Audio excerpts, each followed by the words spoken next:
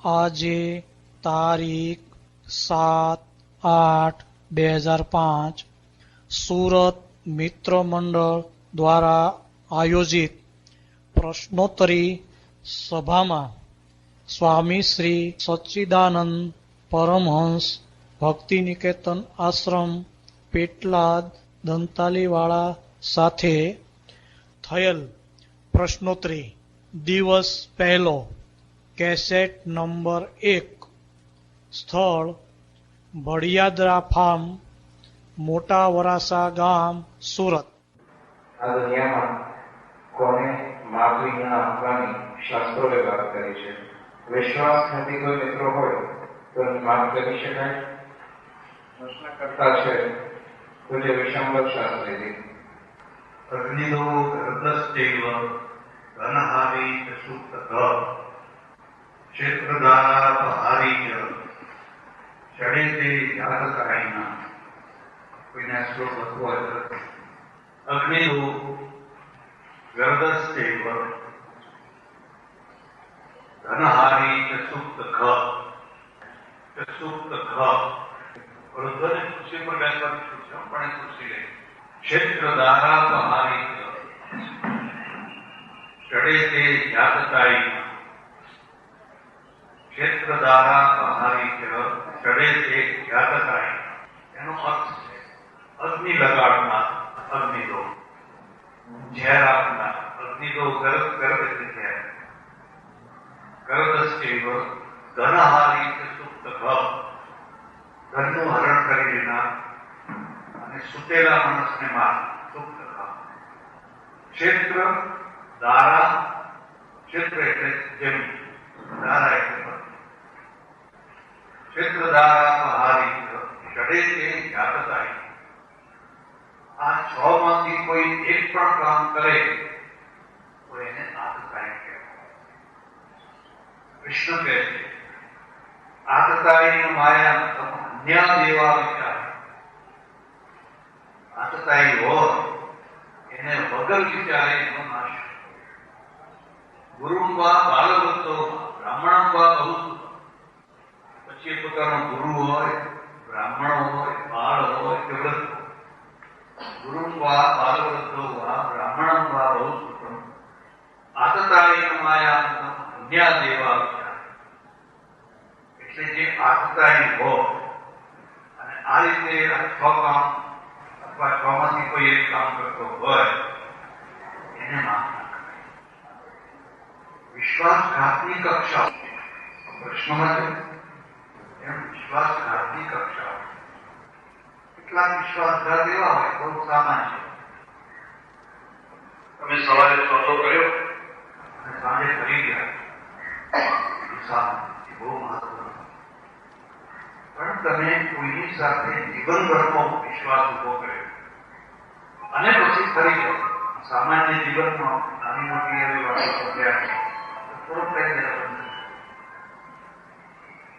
મિત્રો હોય અને એને વિશ્વાસઘાત કર્યો હોય અને સામાન્ય બાબત હોય તો માફ નહીં, પણ બહુ અત્યંત આખું જીવન બરબાદ થઈ જાય એવું હોય અને તમારો વિવેક એમ કહેતો હોય કે નથી માફતો તો તમારે પણ માફ કરી દો એ વધારે સારું છે। એ વધારે ઉત્તમ છે। કોઈને પણ માફ કરવાનું હોય ત્યારે શર્ત એ સામેના માણસના હૃદયમાં પશ્ચાતાપ થાય, મેં ભૂલ કરી છે, મારાથી ખોટું થઈ ગયું છે, એવો પશ્ચાતાપ થતો હોય તો એ માફીનો અધિકાર છે। પણ એવો પશ્ચાતાપ થતો જ ના હોય, પોતે જ સાચો છે એવું માનતો હોય, મનાવતો હોય અને તમે પ્રબળ ના હો, દુર્બળ, તમે માફ કરીને શું કરવાનું? માત્ર એક જ વાત છે કે તમે જો માફ ના કરો તો એ અગ્નિ તમારા અંદર તમને બાળ્યા। ખ્યાલ તમે જે ક્ષમા નથી આપી એની અગ્નિ તમારા અંદર તમને બાળ્યા। પેલાને કઈ નુકસાન થાય કે ના થાય એથી વધારે નુકસાન થતું એ રીતે પોતાના વિવેક પ્રમાણે કામ કરે, પોતાના વિવેક પર અને કશી સમજણ ના પડે તો ઈશ્વરને પ્રાર્થના, ભગવાનને પ્રાર્થના કરવાની. એ જેવો રસ્તો બતાવે એ મને કરવા. બીજો પ્રશ્ન છે, હું નામ કહું અને હાથ સે નામ બોલે એટલે હાથ ઊંચો કરવાનો, લોકોને કહું છું. જયંતિભાઈ બાબરિયા, વસ્તી જાય છે એમાં હિન્દુ પ્રજાનો ઘટાડો છે અને મુસ્લિમ પ્રજાનો વધારો થઈ રહ્યો છે. આવનારા ભવિષ્યમાં શું પરિસ્થિતિ સર્જાશે એ વિશે? દિવાળીની ચોખ્ખી વાત છે. હું હમણાં ઇન્ડોનેશિયામાં જઈને આવ્યા. ઇન્ડોનેશિયામાં 100% હિન્દુઓ, કેટલા ટકા? 100% હિન્દુઓ. અત્યારે 2% છે. ઇન્ડોનેશિયામાં અત્યારે હિન્દુઓની વસ્તી માત્ર 2%. જાદવભાઈ વેકરિયા, જીવ અને આત્મા અલગ છે કે એક, અને આ પરમાંશ એટલે શું? આ શબ્દ અને આત્મા શબ્દ એ અનેકાર્થી છે, એકાર્થી. શાસ્ત્રોમાં એનો સંદર્ભ હોય, સંદર્ભ પ્રમાણેનો અર્થ કરો. સામાન્ય રીતે લોકો એમ માને છે કે જીવ એટલે શું? સંસ્કૃતમાં એનો અર્થ થાય છે જીવ પ્રાણ ધારણ. જે પ્રાણ ધારણ કરે એનું નામ છે જીવ. આ શરીર, તો શરીરની અંદર જે પ્રાણને ધારણ કરે એ જીવ.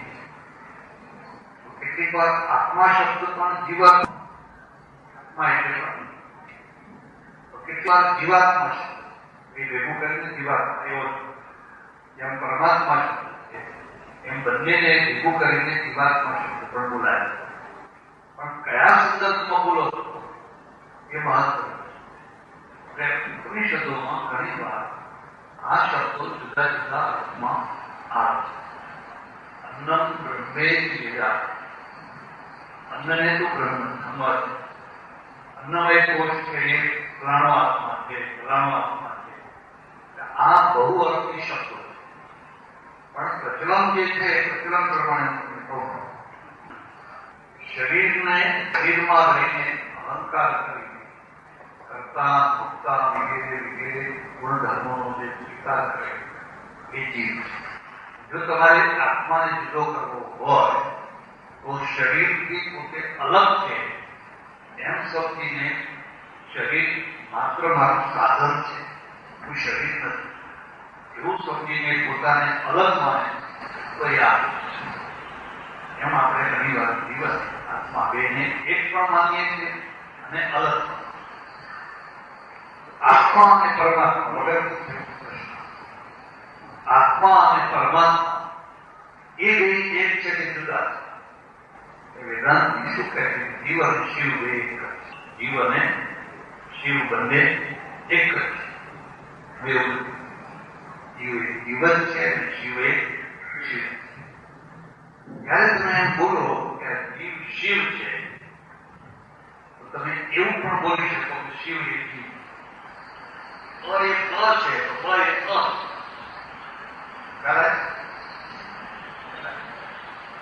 અને બ એમાં કશો ફરક છે. એક પ છે તો બ એક ભગવદ્ વાવિમો પુરુષો લોકે શરસ ચાક્ષરેવ શરહ સર્વાણી ભૂતાની કૂટસ્થો ક્ષરવૃત્ય. બે પુરુષો, વાવિમો પુરુષો લોકે, એક ક્ષર અને બીજો અક્ષર. ગીતા પોતે જેની વ્યાખ્યા કરી, શરહ સર્વાણી ભૂતાની. આ જેટલા પદાર્થો તમને ભૂતો દેખાય છે એ બધા ક્ષર. ક્ષરનો અર્થ થાય છે ખરે એનું નામ. આ ફૂલ છે 2 દિવસમાં આવું કહેવાનું. શરહ સર્વાણી ભૂતાની કૂટસ્થો ક્ષર ઉચ્યતે. અને જે કૂટસ્થ છે, કૂટસ્થ શબ્દને પણ સમજવાનું છે. કૂટ કહેવાય પેલું લુહારનું જે એરણ હોય ને કૂટ, એના ઉપર કૂટે ને. તમે જુઓ કૂટના ઉપર કેટલી પદાર્થો બની, કેટલી કોષો બની, કેટલા ધારિયા બન્યા, કેટલી છીણીઓ બની, બધું બન્યું. પણ કૂટ એ એવું ને, એટલે કૂટ એ તિષ્ઠતિ, વિકાર વિના કૂટની માફક હંમેશા રહે એને કહેવાય કૂટસ્થ. કૂટસ્થો ક્ષર ઉચ્ચય, જે અક્ષર છે એ કૂટસ્થ. બેનો ભેદ પણ ગીતા આટલેથી અટકી એને પરિપક્વ આગળ સ્પષ્ટીકરણ વધારે. ઉત્તમ પુરુષસ્પન્ય પરમાત્મે જુદા. અર્જુન આ બેના ઉપર એક ત્રીજો એનું નામ છે ઉત્તમ. ઉત્તમ પુરુષસ્પન્ય, એને પરમાત્મા, પરમાત્મે જુદા એને પરમાત્મા. આ બે પુરુષો અને બે પુરુષના ઉપર એક ત્રીજો. તો આ પરમાત્મા શું કામ કરે છે? યો લોકત્રય ભાવિષ્ય વિભક્ત્ય ઈશ્વર. આ ત્રણેય લોકમાં આવૃત થઈને જે બધાનું પાલન પોષણ રક્ષણ કરે છે એટલે લોકો એને ઈશ્વર. વિભક્ત્ય ઈશ્વર 15મો અધ્યાય. યસ્માत् ક્ષરમતિતો અક્ષરાદપિતોત્તમ અતોસ્મિ લોકે વેદે ચ પ્રથિતઃ પુરુષોત્તમ. આ 15મા અધ્યાયનું નામ પુરુષોત્તમ યોગ છે. અધ્યાયનું નામ છે પુરુષોત્તમ યોગ. એટલે સ્પષ્ટીકરણ અતોસ્મિ લોકે વેદે. એ ભાઈ એટલા માટે હું લોકમાં અને વેદ પ્રથિતઃ પુરુષોત્તમ અને લોકો પુરુષોત્તમ. જો જીવાત્મા, જીવ અને આત્મા અને હું આ ત્રણેયમાં ભેદ ન હોત તો મને પુરુષોત્તમ કહે. હું ત્રણેય લોકોમાં આવૃત થઈને ત્રણેય લોકોનું સંચાલન કરું. પેલો જીવ છે એ માત્ર શરીરનું સંચાલન કરે. આ જીવ છે એ સૂર્યનું સંચાલન નથી, વરસાદનું સંચાલન. કોઈ જીવ એમ ધારે કે આપણે વરસાદ અટકાવી શકતો, એ અલ્પજ્ઞ છે, અલ્પ શક્તિમાં. પેલો સર્વજ્ઞ છે અને સર્વશક્તિમાં. અતોસ્મિ લોકે વેદે પ્રથિતઃ પુરુષોત્તમ છે. આ રીતે જીવ છે એ શરીર ધારણ કરનારો છે. જીવાત્મા પણ એનો એ જ અર્થ છે. તમારે જો એનો જુદો અર્થ કરવો હોય તો બહુ એટલો કરી શકાય કે શરીરમાં રહેતો હોવા છતાં પણ પોતાને અલગ માને, અલગ સમજે એ આત્મા. અને આ બંનેના ઉપર જે શક્તિ પાવર, સુપર પાવર એ પરમેશ્વર. રમજુભાઈ લક્ષ્મણભાઈ દુધણાવાળા સંપ્રદાયવાદ ભવિષ્યમાં હિન્દુ ધર્મને નુકસાન કરશે કે ફાયદો? એ વર્તમાનમાં નુકસાન. હિન્દુ ધર્મનો, હિન્દુ પ્રજાનો સૌથી મોટો પ્રોબ્લેમ વિભાગ. તમે ગમે એટલા સારા હો, ગમે એટલા ભણેલા હો, ગમે એટલા પૈસાદાર હો, પણ તમારા ટુકડે ટુકડા કરી નાખવામાં આવે તો તમે દુર્બળ થો. અને ભારતમાં 20,000 બંધો, એટલા 20,000 બંધો, અને એના ઉપર પૂર્ણ વિરામ મુકાયું નથી. રોજ નવો એક. હું દાદા કહું એક મારો પંથ કરીશ, એના વર્ષોથી કરી શક્યો. એટલે એ વિભાજન છે. જેટલા વિભાજન વધારે એટલી જ તમારી દુર્બળતા થાય. વિભાજન સારામાં સારા હિન્દુ માટે પણ જો તમે વિભાજન કરો તો કમજોર થવાના. તમારો સરવાળો થવો જોઈએ, બાદબાકી નથી, ભાગાકાર નથી. એટલે આપણે તો શું છે, સનાતન ધર્મ એવા માટે ક્રાંતિ થઈ. બાકી સનાતન એક છત્રમાં બધા લોકો પ્રજા બળવાનું નહીં તો દુર્બળ થવાનું. દુર્બળ છે જીવરાજ, શાસ્ત્રમાં કલ્પવૃક્ષ અને કામધેનુ ગાયના ઉલ્લેખ આવે છે. એ ખરેખર છે શું કે નથી? એ રૂપક છે. મારી પોતાની દૃષ્ટિએ જો તમે કોઈ પૂછો, હું પોતે અંગત જીવનમાં એમ માનું કે ભગવાનનું નામ કલ્પવૃક્ષ. તમે જેટલું એનો જપ કરો, રિપીટ કરો, જપ. જો ઈચ્છા કરી હો મન માની, રામ કૃપા કછું દુર્લભ. આ સંતોના મારો તમારો જે ઈષ્ટદેવ, હિન્દુ ધર્મ ઈષ્ટદેવનો સ્વીકાર થાય. તમારો જે ઈષ્ટદેવ તમે એનું નામ એટલું જેટલું લઈ શકાય એટલું લો અને ઉતાવળ કર્યા વિના ખૂબ ધીરજ રાખીને અનુભવ કરો. જો ઈચ્છા કરી મન માની રામ કૃપા કછુ દુર્લભ ના. એટલે ભગવાનનું નામ છે એ મોટામાં મોટું કલ્પવૃક્ષ છે. કામ દુઃખા પૂર્ણ શું હતું? કામ દુઃખા જે ગાય છે એ તમે દિવસમાં એને જેટલી વાર ધોવા માંગો એટલી વાર દૂધ. ગાયો એવી હોય સવારે આપે સાંજે આપે, કેટલી જેવી હોય નાય. પણ ગામ દુઃખા એવી છે કે તમે જઈને બેસો એટલે થોડુંક તો દૂધ આપે ને એને કામ દુઃખા. કામ એટલે ઈચ્છા, તમારી ઈચ્છા પ્રમાણે તમને દૂધ સમય પર આપે એટલે એને કામ. અને કલ્પવૃક્ષ એવું છે કે આપણે સામાન્ય તમે જોજો કેટલાક આંબા છે ને ઋતુમાં જાય અને કેટલાક 12 માસ, કેટલાક ફળ ઝાડ એવું હોય 12 માસ. જે 12 માસ આપે એ કલ્પવૃક્ષ સામાન્ય. એના સામાન્યમાં તમે જ્યારે જુઓ ત્યારે એમાંથી તમને ફળ મળ્યા એ કલ્પવૃક્ષ. અને આધ્યાત્મિક અર્થમાં જો તમે જોવા માંગો તો તમારું પરમેશ્વર સાથેનું જે જોડાણ, પરમેશ્વરનું જે નામ એ કલ્પવૃક્ષ. તમે ખૂબ શ્રદ્ધા અને નિષ્ઠાથી દર્શન કરો, જાપ કરો અને ધીરજ રાખો. અંતે તમને એમ ના છે બહુ બધી મારી. જગદીશભાઈ વ્યાસ, વાસ્તવિક જીવનમાં સમાજવાદનું મહત્વ જરૂરી છે. વાસ્તવ જીવનમાં સમાજવાદના ઘણા, તમે સામ્યવાદના કેટલા ભાગમાં સમાજવાદ કહો છો? કયો?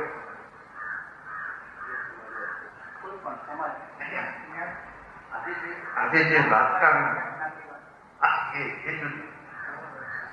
એટલે કે એક જ્ઞાતિવાદ, એક વાસ્તવિકતા છે ભારતમાં કે ભારતની આખી પ્રજા સમાજોમાં વહેંચાયેલી. તમે ઇંગ્લેન્ડમાં જાઓ, ધરતી નામનો કોઈ સમાજ નથી, સુથાર નામનો કોઈ સમાજ નથી. એટલે સુથારની દીકરી સુથારને પરણે એવું કોઈ. એના કારણે સુથારમાં પોતાની દીકરી ઉપર નજર રાખવી નથી પડતી કે આ લુહારને ના પડી, આ બીજાને ના પડી. કારણ કે એના ત્યાં આવી જ્ઞાતિઓ વાળંદ છે, વાળંદ નામની કોઈ જ્ઞાતિ. ભારતમાં જ્ઞાતિઓ અને જ્ઞાતિઓના વિભાજન છે અને જ્ઞાતિઓની સાથે માન અપમાન જોડાયેલું છે, ઉચ્ચતા નીચતા જોડાયેલી છે. હવે માનો કે હું બસ તમને એમ ખબર પડી જાય કે મહારાષ્ટ્ર વાળંદ છે, મહારાષ્ટ્ર વાળંદ છે, તો મારી શું દશા તમને એટલી ખબર પડી જાય કે મહારાજ બહુ મોટી મોટી વાતો કરે છે, તમારી દશા શું? એની સાથે માન અપમાન ઉચ્ચતા નીચતા બધું જોડાય. અને એટલે દરેક પોતપોતાના અલગ અલગ ગ્રુપ બનાવે છે. અમે છેલ્લા 20-30 વર્ષથી આ વાત વધારે થઈ. એનું એક બહુ મોટું જમા પાસું, એક ઉધાર પાસું. જમા પાસું શું કે એના કારણે કેટલા છાત્રાલયો બન્યા, કેટલા વિદ્યાલયો બન્યા પોતપોતાના ગ્રુપના. ભાઈ આ પટેલ છાત્રાલય, પટેલના દીકરાને કોઈ રહેવાની ચિંતા કરવાની, આ વણિકોનું, આ બ્રાહ્મણોનું, આ ફલાણાનું, આ ફલાણાનું.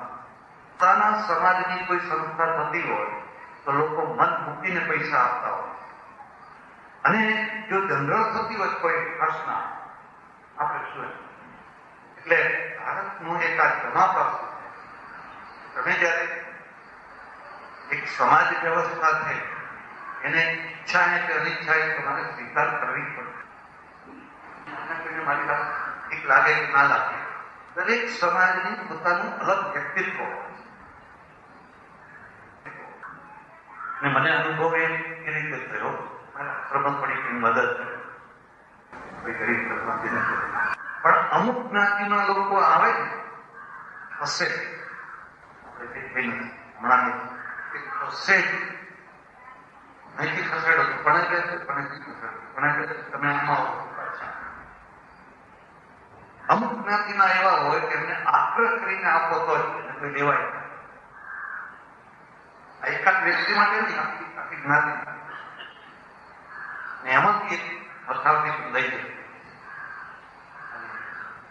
લાપરમાં જયારે દુષ્કાળનો ફોન કરવા ગયા હતા ત્યારે પણ એનો નોંધ થયો. અમુક લોકો બિલકુલ લેવા, અમુક લોકો દાદાગીરી કરી દીધી. એના ઘરમાં 9, 10 તંબુઓ પડ્યા હોય એટલે લાવો. અને એ આમ જુદું એ રીતે પણ ભારતમાં થોડોક વિકાસ કરીએ કે ના કરીએ, થોડી વસ્તુની અલગ અલગ બતાવ છે. એ આધારે કોઈ પોતાના સમાજ માટે કોઈ સારું કામ કરતું હોય, છાત્રાલય બનાવતું હોય, સ્કૂલ બનાવતું હોય, ધર્મશાળા, અંબાજીમાં ધર્મશાળા બનાવી, તમે જુઓ પંચાલ ધર્મશાળા, સુથાર ધર્મશાળા, પટેલ ધર્મશાળા, અને એ રીતે પોતાના માણસોને સગવડ આપતું હોય ભલે, એનો વિરોધ કરવાનો. વિરોધ ક્યારે કરવાનો? એક સમાજ બીજા સમાજનો હાનિ,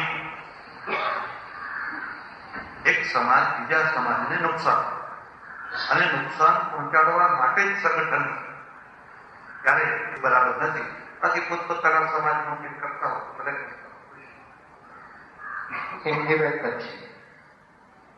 મહાભારતમાં જે યક્ષ પ્રશ્નો પૂછવામાં આવ્યા છે તે કયા છે એના પર પ્રકાશ પાડશો? એમાં છે શું, આમ જો કે આ પ્રશ્ન યોગ્ય નથી તો તમે મહાભારત બોલી જુઓ ખબર પડી આ યક્ષ પ્રશ્નો ક્યાં આવ્યા છે, કોના માટે, કયા સંદર્ભમાં છે. જવાબ આપનારને ઘણી વાર ખબર ના હોય. ખબર છે હું તમને કહું કે 5 પાંડવો અને શક્તિ દ્રૌપદી વન ભોગવી ગયા, 12 વર્ષનો વન ભોગવી ગયા, અને જંગલમાં એ બહુ તરસ્ય થયા, પાણી વિના જીવ જાય. એવા સમયમાં દૂર એક સરોવર પક્ષીઓ ઉડતા દેખાય છે, અને એ પક્ષીઓના આધારે એક પછી એક ભાઈ પાણી લેવા જાય અને પાછા નથી આવતા. પછી છેવટમાં યુધિષ્ઠિર જાય. યુધિષ્ઠિર જાય ત્યારે ભાઈઓના મળદા પડે. એ પાણી રસ લાગી દે કે પાણીમાં હાથ નાખવા જાય પેલો યક્ષ છે એને રોકે, ખબરદાર જો હાથ લગાડે, હાથની દશા થઈ એવી તારી પણ. અને પછી એને પ્રશ્ન પૂછે, ઓ બોધતે કિમાશ્ચર્યમ સહબંધા કાચવાર્તિકા ઉત્તરમ દેહી મે રાજન મૃતા જીવંતુ ભાગવા. ઘણા પ્રશ્નો છે પણ આ 4 પ્રશ્નો બહુ મહત્વ. એ જિજ્ઞાસા પૂર્તિ માટે ઓ બોધતે, આ દુનિયામાં સૌથી વધારેમાં વધારે આનંદથી જીવન કોણ? પેલો કેવા આશ્ચર્ય, આ દુનિયામાં આશ્ચર્યજનક શું? કેવા આશ્ચર્ય કહપંથા તો કયો વિચારો કાચવાત અને વાર્તિકા એટલે ન્યૂઝ સમાચાર નવા. ઉત્તરમ દેહીને રાજન જીવંતુ બાંધો. પછી યુધિષ્ઠિર છે, એ યુધિષ્ઠિર 4 પ્રશ્નોના જવાબ ભરેલા એ જવાબ ટૂંકમાં કહી દઉં. જવાબ એવો છે, પંચમહિની વાસ શાકમ પચતી વૈન અંધણી ચા પ્રવાસી ચ સવારી ધર્મોદ. બુદ્ધ ધાતુ છે ને હર્ષ, આનંદ, બુદ્ધ બોધક. એટલા માટે લાડુનું નામ બોધક છે. જેને જોઈને તો ખાવામાં તો પછી વાત જ શું કરવાની, જોઈને જ હર્ષ થાય એટલે એનું નામ બોધક. અને બદનામ કર્યા બ્રાહ્મણો,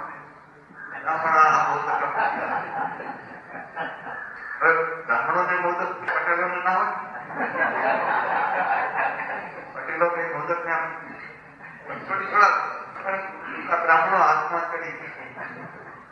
અને પેલા શું બ્રાહ્મણો જમાડવાની પદ્ધતિ કંઈક સારું કર્યો એટલે નિશ્ચિત જવાબ આપે.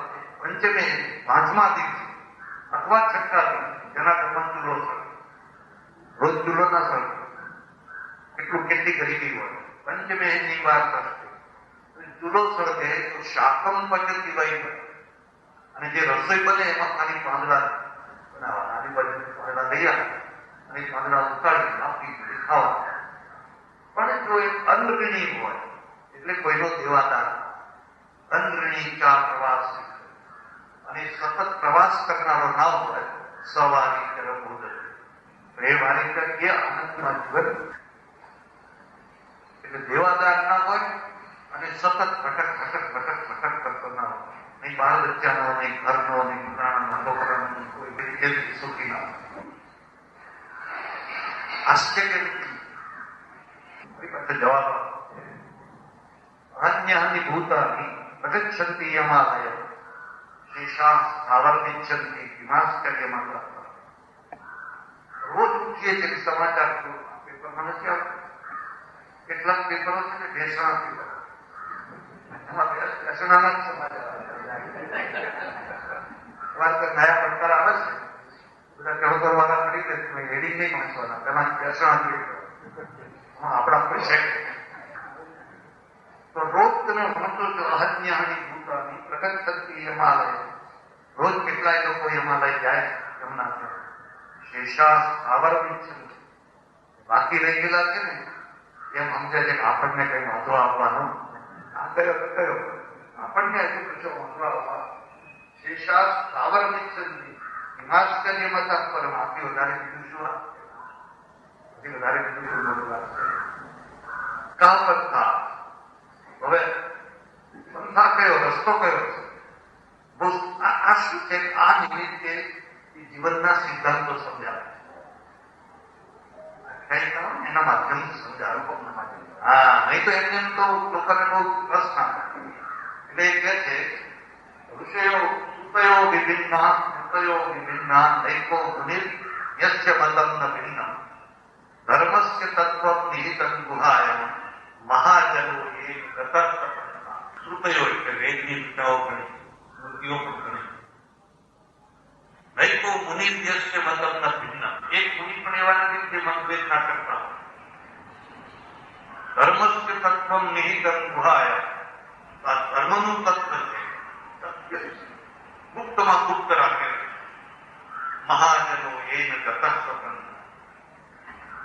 મહાપુરુષો કે મહાજન છે એ જે રસ્તે ગયા હોય એના કોઈ એક મહાપુરુષને નક્કી કરી દઉં આપણે રામના પગલે પગલે ચલું. કોઈ એક મહાજનો એ ન કરતા આ સુખી. એટલે આ રીતે હજુ એક વાત કરી એ છે કાવ આરતી કાળ એટલે શું ન્યૂઝ શું સમાચાર શું ચાલી રહ્યા. એ કહે છે પૃથ્વી વિભાંતર ગગન વિધાન માસર તુ ધર્મી પરિખંડને ભૂતાની કાલ પચતી વાર્તા. વાર્તા એટલે સમાજ. આ પૃથ્વી છે ને એ કળે છે. પૃથ્વી વિભાન ગગનમ વિધાન. ગગન છે ઉપરનું ઢાંકણ. સંસ્કૃતના શ્લોકો તમે જુઓ, તમને સમજ ના પડે તો સાંભળવાનું ગમે. પૃથ્વી વિભાન ગગનમ વિધાન માસર તુ ધર્મી પરિઘટ્ટને. માસ, ઋતુ, વર્ષ એ બધું ભેગું થઈને એક પેલો તારીખો બને છે, કઢાઈ બને, કડછી બને. માસર તુ ધર્મી પરિઘટ્ટને. અને કઢાઈના દ્વારા તારીખાના દ્વારા ભૂતાની કાલ પચતી વાર્તા. કાળ છે ને કાળ બધા પ્રાણીઓને શેકી રહ્યો છે. કઢાઈમાં બધાને નાખી ઊંચા નીચા નીચે જાય ને એટલે પડું છું આમ આવી તો કરે ઉપર આવે ઠંડી હવા લાગે. હવે ફરી પાછું આમ કરે પાછળ નહીં થશે. એ આ યક્ષ કથામાં આમ તો 39 એવા પ્રશ્નો છે. આ 4 પ્રશ્નો મહત્વના છે. આની રીતે મહાભારત આવે લોકોને જ્ઞાન આપવા માટે ભારતમાંથી ત્રાસવાદને રોકવો હોય તો શું કરવું પડે? ભાઈ નામ હાથ ઊંચો કરજો. નામ લખવામાં કઈ વાંધો નથી. આ પ્રશ્ન ખાલી ભારત માટે નથી. આ પ્રશ્ન આખી દુનિયામાં દુનિયાના મોટા ભાગમાં કોઈને કોઈ રીતે ત્રાસવાદ ફેલાઈ ગયો છે. અને એટલે એને રોકવા માટેના એક ઉપાય નહીં પણ ઘણા ઉપાયો. પહેલાનો પહેલો ઉપાય તો એ છે પ્રજાને પોતે ભળવાનું. મારું સૂત્ર છે વીરતા ધર્મ.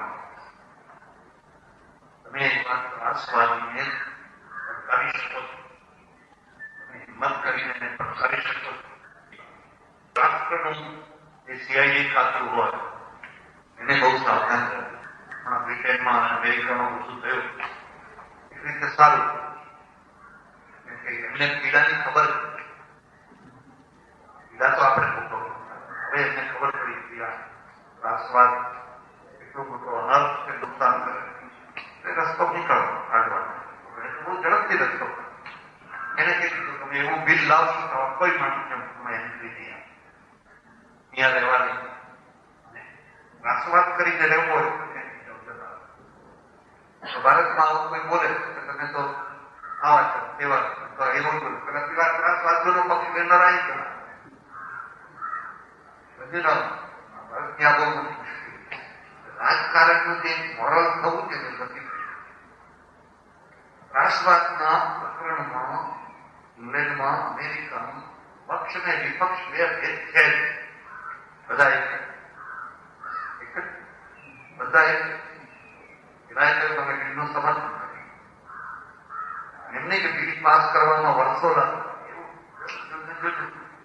મહિનો થતા થતા બિલ પાસ કાયદો બદલો. એમનું રાજકારણનું મરણ જુદું છે, આપણું રાજકારણનું મરણ. આપણું રાજકારણનું મરણ તો એ છે કે તમે બોલો એનો મારે વિરોધ કરવાનો જ. ખરું હોય કે ખોટું હોય ગમે તે હોય મારે વિરોધ કરવો. ભારતમાં આ કામ બહુ કઠિન છે, બહુ મુશ્કેલ છે, પણ આ પ્રદેશ વાળા કરશે એનો લાભ તમને મળશે. અને આપણે તો કે પ્રજા તરીકે સાવધાન રહેવું. એમાં એવું નથી કે આપણે જે નથી કરી શકતા એ આપણા માટે કરી આપણે તો દુર્બળ છીએ. લક્ષ્મણભાઈ ડોગરિયા, ભક્તિ એટલે શું? માળા ફેરવવી, ટીકા ટપકા કરવા, એને જ ભક્તિ કહેવાય? અને સાથે બીજો પેટા પ્રશ્ન છે, ભૂત થવું, માતાજી આવવા, ધોવું, આ બધું શું છે? ભક્તિ શબ્દનો અર્થ થાય છે ભક્તિ આજ્ઞા પાલનમ ભક્તિ. જેની તમે ભક્તિ કરતા હો એની આજ્ઞાનું પાલન કરવું એનું નામ છે ભક્તિ. તમે ઈશ્વરની ભક્તિ કરો, ઈશ્વરની જે આજ્ઞા હોય એનું પાલન કરવું એનું નામ છે ભક્તિ. રામે આજ્ઞા કરી લક્ષ્મણને સીતાજીને જંગલમાં છોડ્યું. લક્ષ્મણને ગમી નહીં આ ના ગમી હોવા છતાં પણ એ કઈ છોડ્યું. તમને કોઈ ખ્યાલ હોય કે ના હોય, ગયા દિવસે એટમ બોમ્બ જે નાખેલો હિરોશીમા નાગાસાકી એના 60 વર્ષ. એ એટમ બોમ્બ નાખનારો જે પાયલોટ હતો ને એને આ ગમે નથી. એને ખબર છે હમણાં પડી લાખો માણસો તરફડીને મરી જવા. એને કહ્યું ભલે મને તમે જ ના કરો, મારા ઉપરથી ઓર્ડર છે, ઓર્ડરનું પાલન કરવાનું એને ઓર્ડરનું પાલન. હવે મને કોઈ પાયલોટ એવો હોય કે એને ઓર્ડર કર્યો હોય ઘણી જગ્યાએ બોમ્બ નાખ્યો અને એ કહે મારાથી તો આ કામ એ પાછો આવે તો એ રાષ્ટ્રભક્તિના એને તમે કે એને જે કામ જવાબદારી છે જવાબદારી એને કરવી. પણ આમાં અપવાદ છે. જો તમે ઈશ્વરની ભક્તિ ના કરતા હો તો કોઈ વ્યક્તિની ભક્તિ કરતા મુદ્દો સમજ. માનો કે કોઈ ગુરુ છે કે કોઈ ગમે કોઈ રાજા ગમે અને એ જો તમને માર્ગે જવાની આજ્ઞા કરે એનું પાલન નહીં તો અલગ ના પાલન ભક્તિ ઈશ્વર. ઈશ્વરની જગ્યાએ જયારે તમે કોઈ વ્યક્તિને લઈ આવો અને વ્યક્તિ તમને ગમે એવી ખરી ખોટી આજ્ઞા કરે એ પાલન સારી હોય તો કરવા, સાચી હોય સારી હોય તો કરવા. પણ ખોટી આજ્ઞા કરે એ હત્યા પેલા ખૂન કરી આવો, પ્રાણાકરણ ચોરી કરી આવો, એવી છે ખોટી આજ્ઞાનું પાલન. હવે કઈ ખોટી છે ને કઈ ખરી છે એનો નિર્ણય તમારે લેવો. તો તમારા વિવેકથી અને બીજું તારું વિવેક બુદ્ધિથી અને બીજું છે એ શાસ્ત્ર. એટલે આજ્ઞા પાલન ભક્તિ. એ ભક્તિમાં કોઈ માળા ફેરવે તો ભલે, માળા એક સાધન એના દ્વારા મન આખું પાછું કરી મૂળ જગ્યાએ આવે. મન છે ને આમ બધે પૂજ્યા તમે તમારા હાથમાં કંઈક હોય એટલે તમને યાદ દેવડાવે એટલે તમને ફરી ફરીને પાછો એ જગ્યાએ તમને લઈ આવે એ ઉપકાર એક સારું. એટલા ટકા ના કરો તો સારું, પણ કરવા હોય તો કરો. પણ એ વિભાજન કરનારા ના આ આપણો નહીં હો. હા, બીજો તમે કોઈ ધર્મશાળામાં ઉતરવા જાઓ ને પહેલા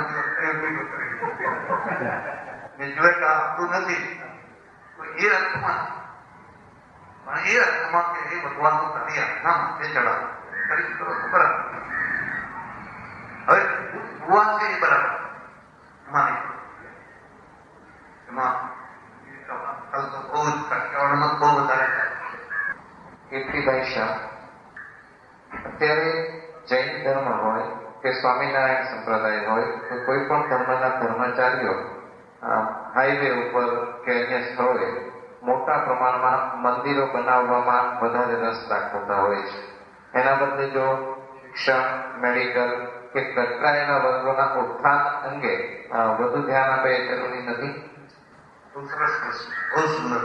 એને હોવો જ જોઈએ, આજ હોવું જોઈએ. પણ આવું કેમ થાય છે એ પણ સમજો. આવું એટલા માટે થાય છે કે આ બધા સાધુ એમાં હું આવી ફરીને થાક્યા છે અને હવે એમને બેસવાની જગ્યા તમે ફર કરો. ઘણા કઈ સાધુ થાકી ગયા છે, પણ શું કરીએ? પછી એ લોકો એનું સામર્થ્ય હોય, શક્તિ હોય તો ના હોય પછી તો વાત જ સામર્થ્ય હોય, શક્તિ હોય કે આવું કઈ નક્કી કરે. અને પ્રજા પણ એવી છે કે કોઈ સાધુ એમ કે ભાઈ હું થાક્યો છું, મારે હવે બેસવાની જગ્યા જોઈએ છે તો તમે મને 5 રૂમ વાળું એક જગ્યા બનાવી આપો. લોકો નહીં બનાવી. આપણે તો ભગવાનને આગળ ઠાકોરજી કહીએ, ઠાકોરજી બદલાવા, રાણા બદલાવા. તમે ભગવાનને આગળ કરો એટલે પૈસા અને કેટલીક વાર એમાં જમીનમાંથી મૂર્તિઓ મળી આવે, ફલાણું થાય. આવું કંઈક ને કંઈક કરો આ કામ થઈ જાય. મૂળ એના પાછળનો હેતુ એવો છે હવે આખો વર્ગ અને આખો કૃત્રિમ વર્ગ, આખો બનાવવું કૃત્રિમ વર્ગ, એ કૃત્રિમ જીવન જીવાડે છે. હું એમાં સંમત નથી. એ તમે લાભો દેવી વિરલ પુરુષ હોય વાત નથી.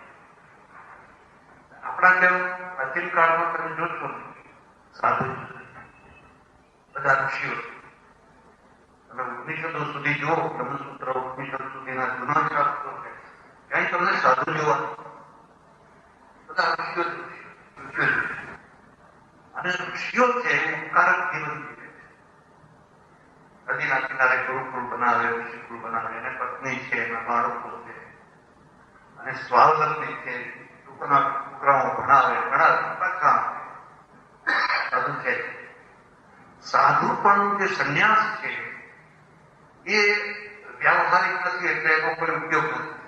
દાખલા તરીકે 25 વર્ષ સુધી બ્રહ્મચર્ય, બીજા 25 વર્ષ એટલે 50 વર્ષ સુધી ગૃહસ્થ, બીજા 25 વર્ષ વાનપ્રસ્થ અને ચોથા 25 વર્ષ એટલે સંન્યાસ છે. પણ 75 વર્ષ પછી, 75 વર્ષ પછી કોઈ સંન્યાસ લેવા તૈયાર. એ સંન્યાસ લીધો પાછો આજનો નહીં. ઝાડ નીચે રહેવાનું, 5 ઘરની દીક્ષા લેવાની, નદીમાં ઘોડીને એના રસકસ કાઢી નાખવાના, 3 દિવસથી વધારે રહેવાનું. કોઈ 75 વર્ષના તો આને તમે કરવા અને અવ્યવહારિક એટલા અર્થમાં તમે કલ્પના કરો. 25 વર્ષે માણસના લગ્ન થાય અને 50 વર્ષની ઉંમર થાય એટલે એની પત્નીની ઉંમર 45ની આજુબાજુ હોય. હવે એને વનમાં જવું. વનમાં જઈને શું કરવાનું? બહુ વન કરવાનું. વનમાં મચ્છર હોય, સર્પ હોય, હિંસક પ્રાણીઓ હોય, અવ્યવસ્થા હોય, કેટલી બધી પાણીની તકલીફ, પ્રાણી, એ બધામાં રહીને કોણ પસંદ કરે? તો માનો 25 વર્ષ તમે વનમાં રહ્યા, ઝોપડીમાં રહ્યા, પતિ પત્ની હવે 75 વર્ષ થયા એટલે પતિ સંન્યાસ અને પત્ની છે એની ઉંમર 70-72 થઈ. હવે ઋષિનું શું કરવું? એને તો સંન્યાસ લેવાનો અધિકાર નથી, એ સંન્યાસ ના 70-72 વર્ષની ઋષિને મૂકીને પેલો 75 વર્ષનો પુરુષ સંન્યાસ લે તો આ ઋષિનો કઈ વિચાર કરે? એ ચાલે એ પુસ્તકોમાં જ નહીં, કારણ કે વ્યાવહારિક હતો. આ જે સાધુ સંસ્થા વધારે આપી એ શ્રમણ બૌદ્ધ અને જૈન વધારે હજારોના ટોળે એટલા બધા ટોળે અને પછી એના દેખાદેખી આપણે બધા જે સંપ્રદાયો થયા એ સંપ્રદાય જે તમે પેલા નહીં બનાવતો આ બધું સંભાળશે. આટલા બધા મંદિરો ઉભા કરે તે એક બદલે તો મૂકવા પડે. તમારા પાસે કોઈ માણસ ના હોય તો તમે કરો છો. એટલે ખરેખર તો આ બધા રોડ હું પૈસાને નથી અડતો હું આમની પાસે બિરલા નથી અડતો, કાકા નથી અડતો. એને પૈસાને અડવાની જરૂર ખાલી કઈ જવાનું અને આટલા લાખ આપો અને આટલા લાખ આપો અને આટલા પાણી છે એ ખાડામાં આવી જે જીવનની વાસ્તવિકતા છે એ વાસ્તવિકતા છે.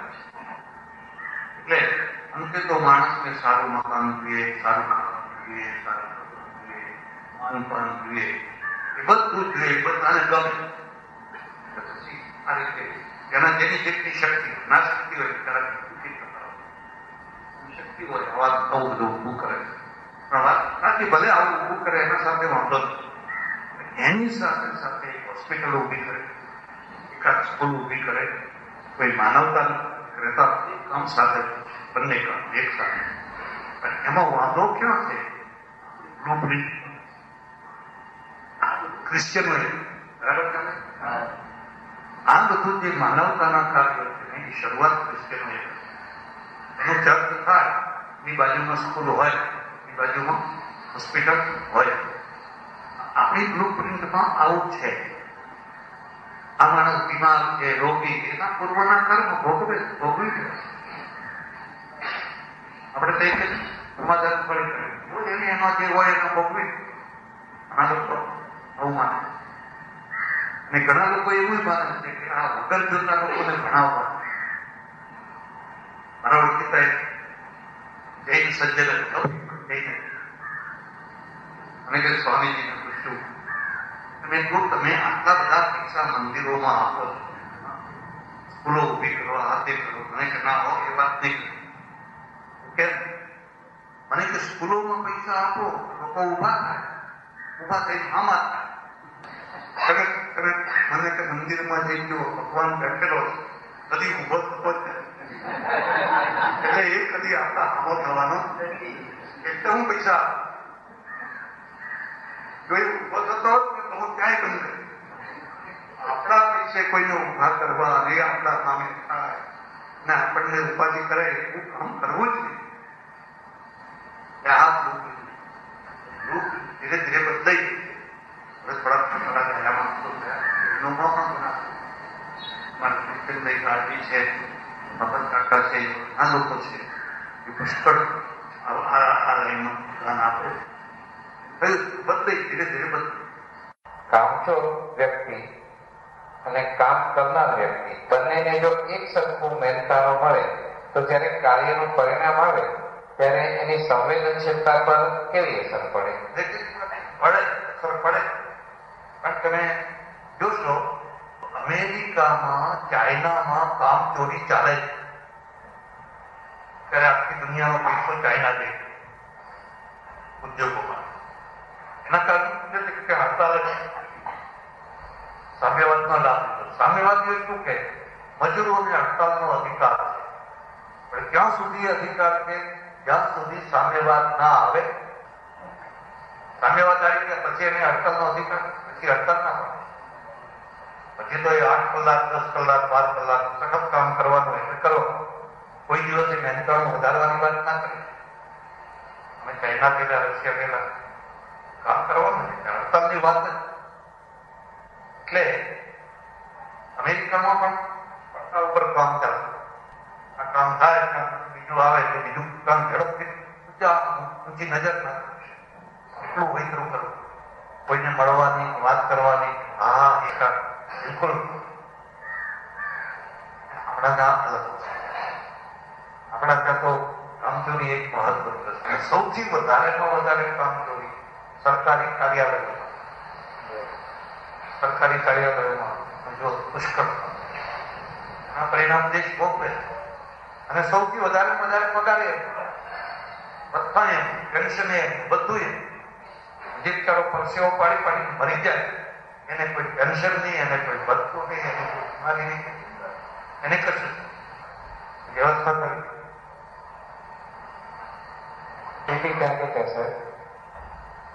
આધ્યાત્મિક વિજ્ઞાન એટલે શું?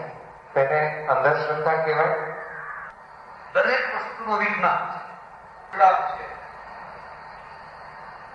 આ ગુલાબને તમે સુગંધિત ગુલાબ છે એવું જયારે જાણો છો ત્યારે લૌકિક જ્ઞાન છે. કોઈ કવિ, કોઈ સાહિત્યકાર ગુલાબ વિશે આખું પ્રકરણ લખે એ લૌકિક જ્ઞાન છે. પણ આ ગુલાબને જયારે તમે પ્રયોગશાળામાં એનું પૃથ્થકરણ કરો છો, એમાંથી કેટલા ક્ષારો છે, કેટલા તત્વો છે, વગેરે વગેરે બધું જુદું જુદું કરો છો, ત્યારે એ ગુલાબનું વિજ્ઞાન છે. આ જ ગુલાબ છે એને જયારે તમે કોઈ ભગવાનના ચરણોમાં ધરો છો કે કોઈ મહાપુરુષને આપો છો, એ વખતે એ ગુલાબ અધ્યાત્મ એનું છે.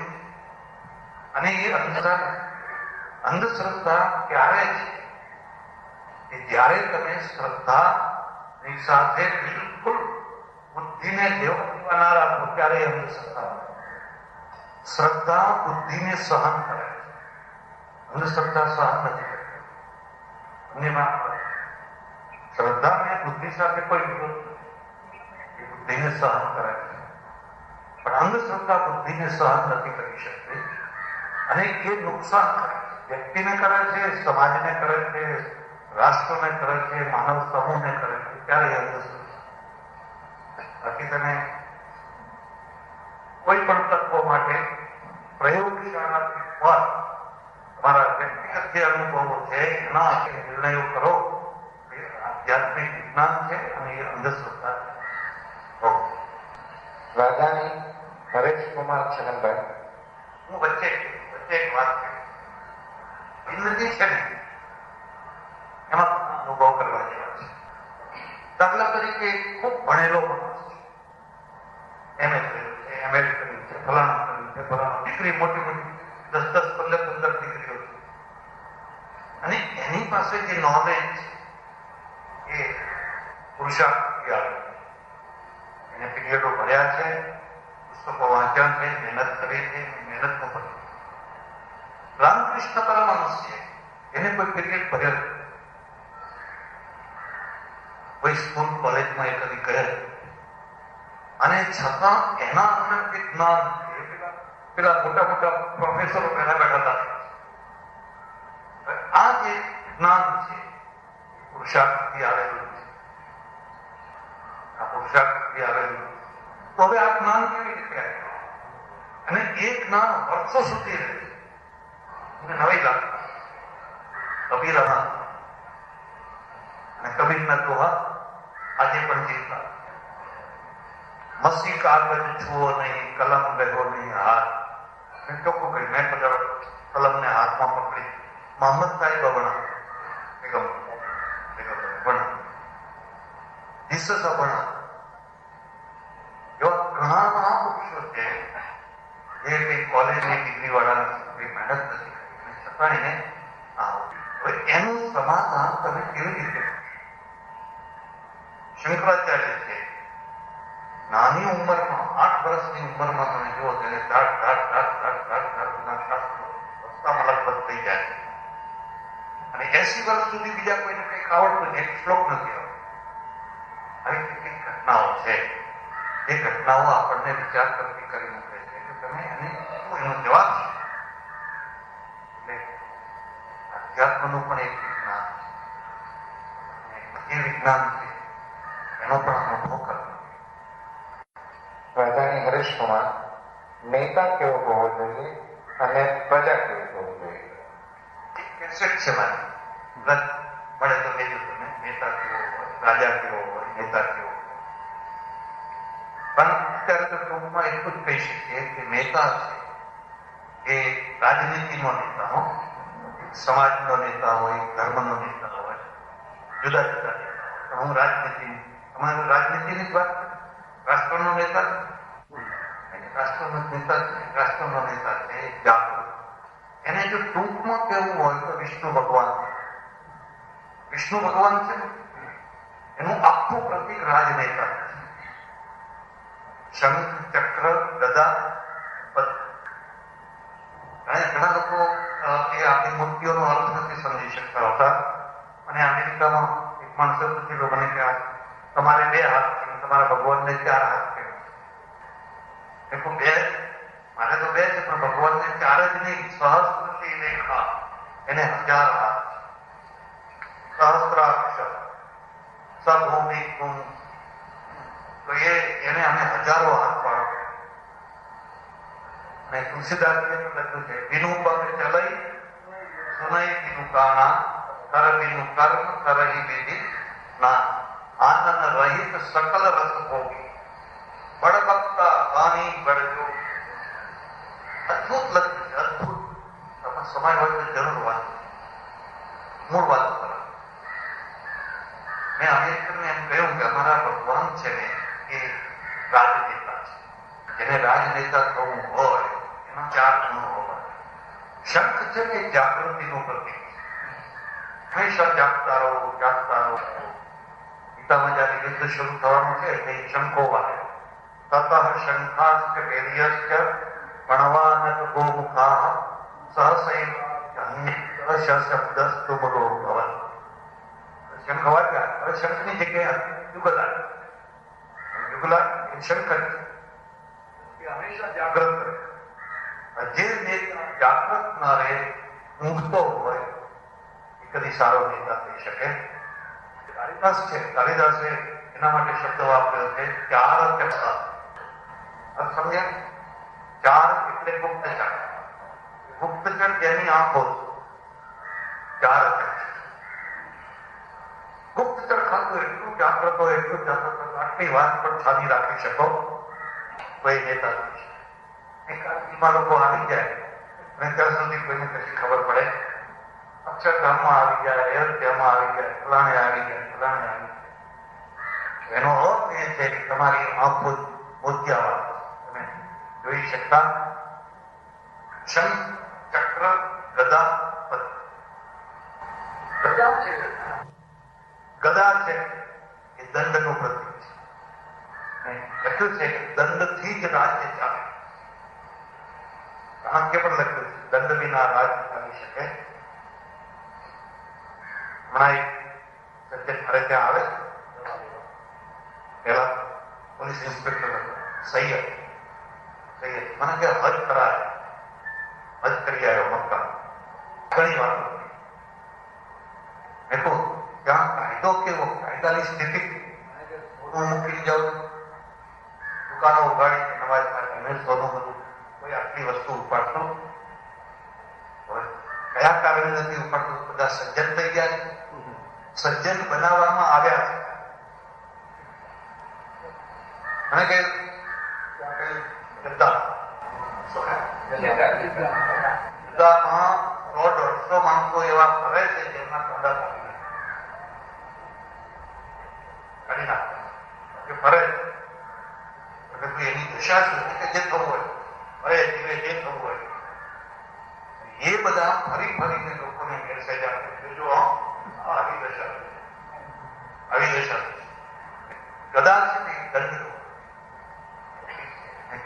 દંડ છે પરાક્રમીના. ઢીલો માણસ હોય, ડરપોક હોય, વિકટ હોય, અરે શું થશે, શું થશે, શું થશે, આના ઉપર વોરંટ કાઢો તો પકડે, આના ઉપર કાઢો તો ના મળે. બહુ મોટું તમારું ઊભું થઈ ગયું તો તમે નેતા ના થઈ.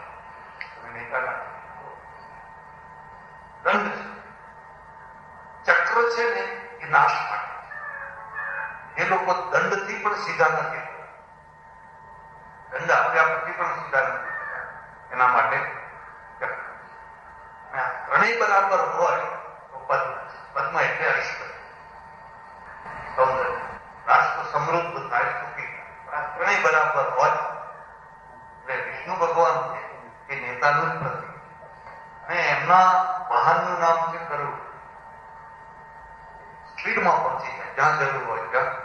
એવું નહીં ખચું કરતા માણસનું મર્ડર થઈ ગયું, પોલીસ હજુ આવી 3 દિવસ થઈ ગયા, હજુ પોલીસ દેખાતી. તમે અમેરિકા ક્રિકેટમાં જુઓ, ફોન કરો ને બીજી મિનિટે બીજી મિનિટ તો બહુ. અને એ આજુબાજુમાં પોલીસની ગાડીઓ ફરતી હોય એને એકબીજા વાયરલેસની ખબર આપે. કેટલીક વાર એવું બને તમારાથી ખોટો ફોન થઈ ગયો હોય, કોઈ તમને ધમકાવે, તમે એટલું કહી દો સોરી મારાથી ખોટો ફોન. એટલે એ ગરુડે સ્પીડનું પ્રતિક. એસ.એન. પાટીલ, વાસ્તુશાસ્ત્રની પ્રસ્તુતતા વર્તમાન સમયમાં કેટલી? બિલકુલ. વાસ્તુશાસ્ત્ર છે એના 2 રૂપ છે. તમે બારીઓ મૂકો, બારણા મૂકો, પીવાનું ખાણું બનાવો, એ બધું વાસ્તુશાસ્ત્ર પ્રમાણે કરો એ બરાબર. પણ તમે અહીં બાથરૂમ કરશો તો પૈસાદાર થશો, ને અહીં રસોડું કરો તો ગરીબ થઈ જશો, ને આ બાજુ બારણું રાખશો તો એ વાત બરાબર. ઉજાસ માટે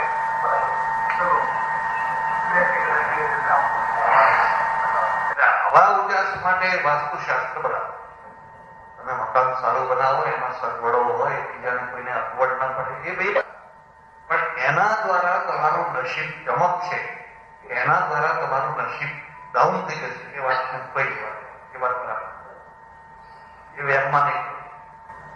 સુખદેવભાઈ ગાંડાભાઈ પટેલ, કબીરની જેમ કર્મ અને ભક્તિના ત્રિવેણી સંગમ માટે હાલમાં શું આજ્ઞા છે, શું કરવું જોઈએ? આખી ગીતા એ ગીતામાં કર્મયોગ, ભક્તિયોગ ને જ્ઞાન, 6 અધ્યાય કર્મના, 6 અધ્યાય ભક્તિના, 6 અધ્યાય જ્ઞાન.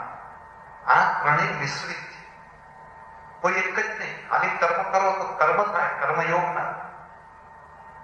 અને કર્મ વિના ભક્તિ કરો તો પરાવર્તન. તમે કર્મ કરો જ નહીં, ખાલી ભક્તિ કરો તો તમારું જીવન પરાવર્તન. કર્મ કરો, ભક્તિ કરો, જ્ઞાન ના હોય તો અંધશ્રદ્ધા આવવાની શક્યતા છે. એટલે આ ત્રણેય એકબીજાના પૂરક છે, ત્રણેય એક સાથે. આજથી કરવા ઘરના કામ, મુખેથી બોલો સીતાને, રઘુપતિ રાઘવ રાજા રામ, પતિત પાવન. એટલે આ ત્રણેય છે. વિવેકાનંદે એક બહુ સરસ ઉપમા, બહુ સુંદર ઉપમા આપી છે. એમણે કહ્યું કે એક પક્ષી છે, એને 2 પાંખો છે. એક પાંખોના દ્વારા ઉડે. કર્મ અને ઉપાસનાની 2 પાંખો છે, એ ઉડવા. પાછળનું જે પૂંછડું છે એ દિશા નક્કી કરે, આમ જવું કે આમ જવું, નીચે જવું કે ઉપર જવું, એ દિશા એ ઉડાડતું નથી, પણ માત્ર દિશામાં જ નક્કી કરે. એમ જીવનમાં ત્રણેય વસ્તુઓ, કર્મ હોવું જોઈએ, ભક્તિ હોવી જોઈએ અને જ્ઞાન હોવું. એકબીજાના વિરોધી નથી.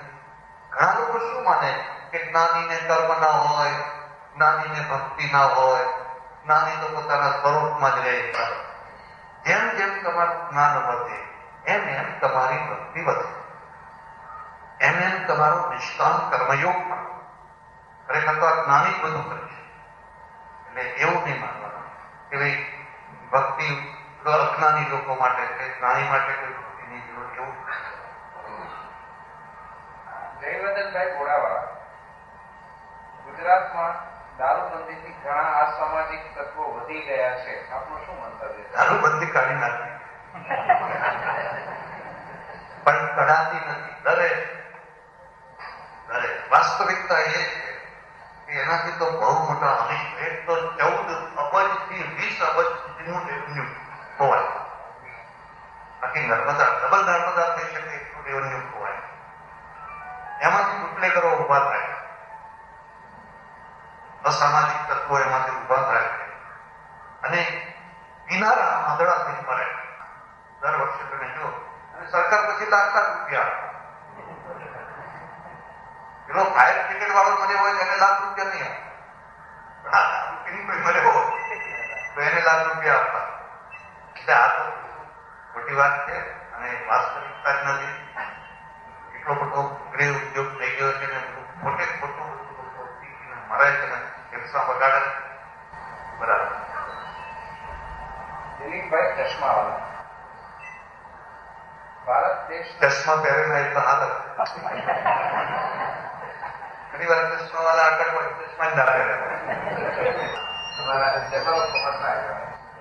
ભારત દેશના આર્થિક વિકાસમાં આયોજન પંચનું કઈ યોગદાન ખરું કે? બહુ મોટું. આયોજન વિના તમે આર્થિક વિકાસ કરી ન શકો. એટલે આપણે 5 વર્ષની યોજનાઓ 10 વર્ષની યોજનાઓ બધી કરીએ. દુનિયા બીજા દેશો પણ આવું કરે. પણ શરત શું છે કે તમારું આયોજન સાચી દિશાનું હોવું. આપણે જે 3 કે 4 પંચવર્ષીય યોજનાઓ શરૂઆતની કરી એની દિશા ખોટી. ખોટી એ અર્થમાં હતી આખું આયોજન સરકારીકરણ કરવું. બધું સરકાર, એસટી ચલાવવી તો સરકાર, ફલાણું કરવું સરકાર. એટલે જે સરકારીકરણ થયું એ સરકારીકરણે મૂડી છે, મૂડી થઈ ગયા, નફો આપે.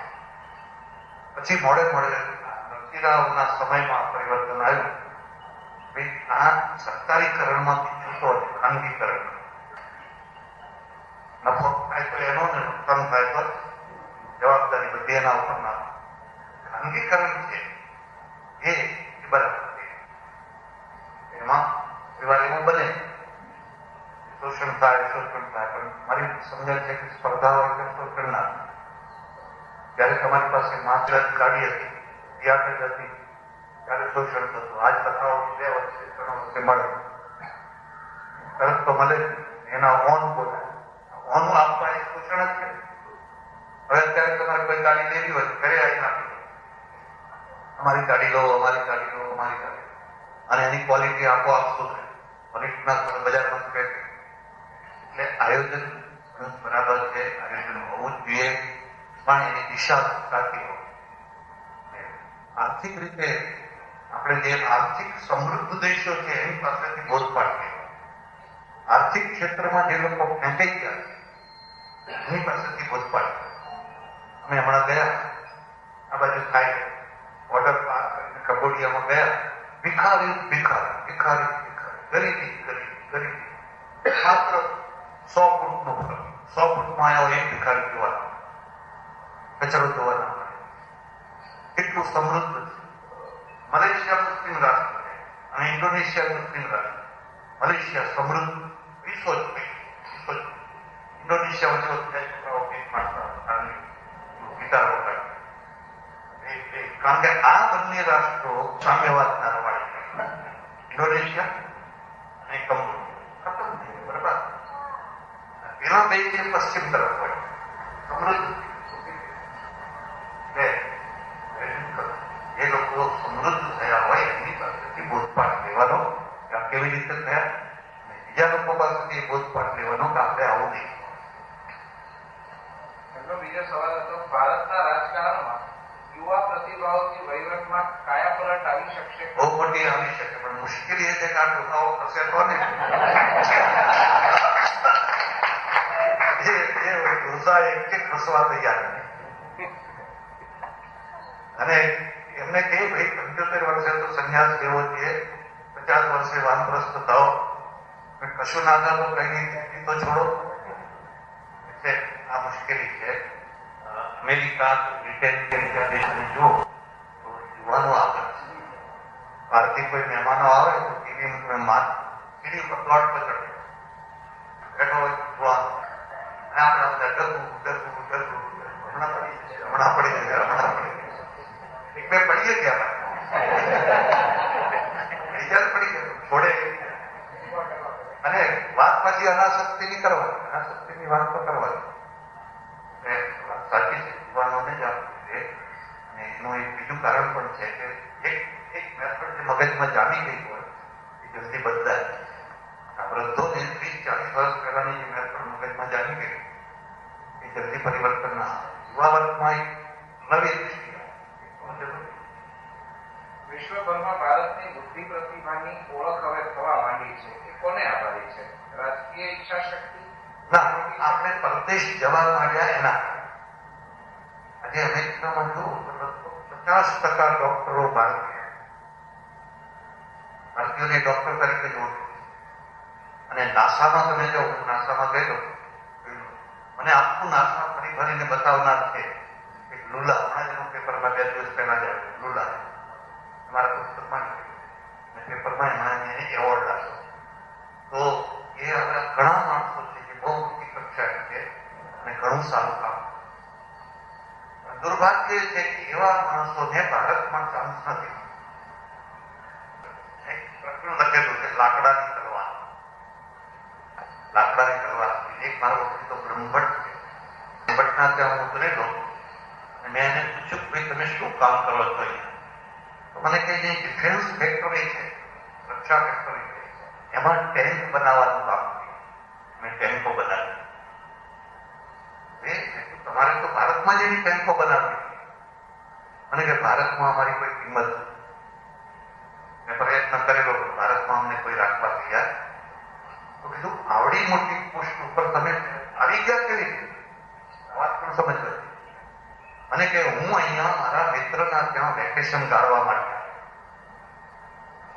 વેકેશન ગાળતા ગાળતા એડવર્ટાઈઝ થઈ કે અમારી ડિફેન્સમાં ફલાણા આ બધી જગ્યાઓ કરવાની. એટલે મારી પાસે સર્ટિફિકેટો નહીં, કશું જ નહીં. હું પહોંચી ગયો સીધો ઓફિસ. એ ઊંચા અમેરિકન જરા રીંગણો. ને એમણે મને પૂછ્યું સર્ટિફિકેટ છે તો ફરવા. એક રૂમમાં લઈ ગયા અને એ રૂમમાં મારી પાસે વિઝા કરાવી. આર્કિટેક્ટ આવી જાય આવી જાય. 3 કલાક સુધી મેં વિઝા. બીજી કલાકે મને કહી દીધું કાલથી આદત થઈ. કાલથી આદત. બીજી કલાક મેં તો ના 6 મહિના પછી આવીશ. જે ફેક્ટરીમાં કામ કરું એને મારા દબો નથી. આપવી જોઈએ, ચાન્સ આપવો જોઈએ, પછી હું આવીશ. મેં આમ કહ્યું મારા ઉપર ઊંટું માન નથી ગયું કે આ કોઈ જાતવાન માણસ. બીજો વર્ગ પડે ખાડા મળતું હોય તો ઉલટું મારા પ્રત્યે માન વધી ગયું. 6 મહિના મેં નોટિસ આપી, પછી અહીં દાખલ થઈ ગયો. આજે મેં મોટી મોટી ટેન્કો બનાવી. હવે એ આપણો માણસ છે, આપણે એને પચાવી શકતા. આવા તો કેટલાય. હું ઘણી વાર એમ માનું કે સારું છે કે આ લોકો પરદેશ જાય છે, એમની પ્રતિભાનો ઉપયોગ કરે. પ્રદેશ ના ગયા હોય, અહીં રહ્યા હોય તો કદાચ એમની પ્રતિભાનો આપણે ઉપયોગ કરી શકાય. આ એક બહુ મોટી કમજોરી છે.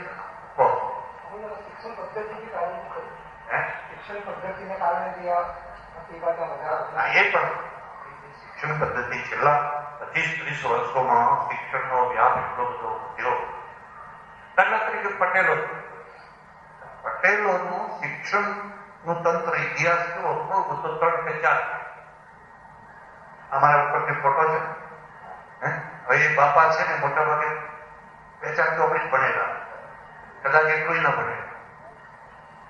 3 કે 4 પેઢી.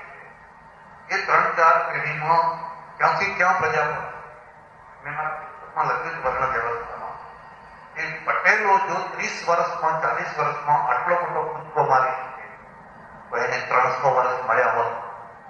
એ આજે ભણવાનું શરૂ કર્યું એ 300 વર્ષ પહેલા કર્યું હોત, 1000 વર્ષ પહેલા કર્યું હોત. આપણે કોઈને ભણવાની જરૂર નથી. મુઠ્ઠીભર માણસો ભણે, મુઠ્ઠીભર માણસો વ્યાપાર કરે, મુઠ્ઠીભર માણસો લડે. બાકી બધા ભેગા એને દેશને બહુ મોટું નુકસાન. પુસ્તક વાંચો અધોગતિનું મૂળ તમે વાંચો એટલું મોટું નુકસાન. બધા ભણે, બધા લડે, બધા વેપાર અને બધા મહેનત. તો ઇઝરાયલ બન્યા મુઠ્ઠીભર માણસો જ પડે, મુઠ્ઠીભર માણસો જ લડે. એ ખતમ થાય દેશ ખુલ્લા, બાકીના કોઈ લડી શકતા. બરાબર. સમાજમાં સ્કૂલ મિત્રો બધા જ્યાં જ્યાં જે શિષ્ટ છે, દુરાચાર છે, અપ્રમાણિકતા છે, બગાડનારા 10 જણા છે.